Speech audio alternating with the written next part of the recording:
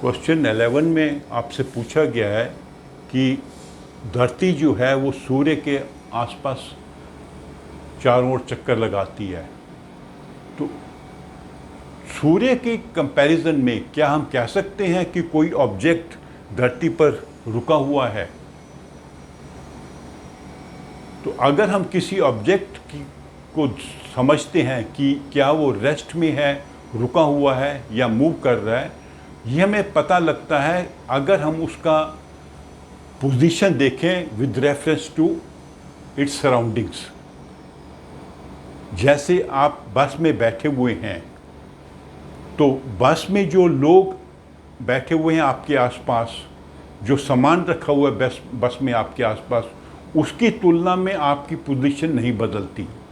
जो आपके बगल में है वो उतनी दूरी पर है, जो आपके आगे है उतनी दूरी पर है, जो उतना पीछे है उतनी दूरी पे है। तो जो लोग या जो सामान बस के अंदर है उसकी तुलना में आपकी पोजीशन नहीं बदलती, तो हम कह सकते हैं कि आप रेस्ट में हैं। लेकिन अगर आप अपनी तुलना करें जो ऑब्जेक्ट बस के बाहर हैं तो आपको लगेगा कि बस मूव कर रही है और बस के साथ आप भी मूव कर रहे हैं। मान लीजिए बाहर आपको पेड़ दिखाई देते हैं तो आपको लगेगा कि पेड़ पीछे की ओर जा रहे हैं।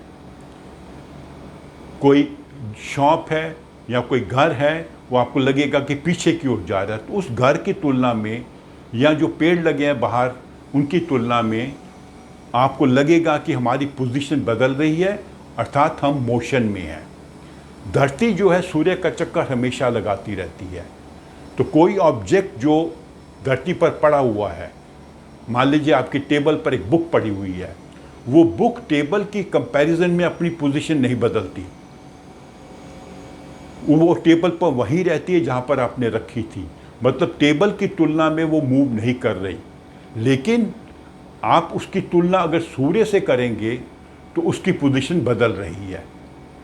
तो जो ऑब्जेक्ट धरती पर रुका हुआ है, एट रेस्ट है, जैसे कि मैंने आपको बताया टेबल पर रखी एक किताब, वो रेस्ट पर है।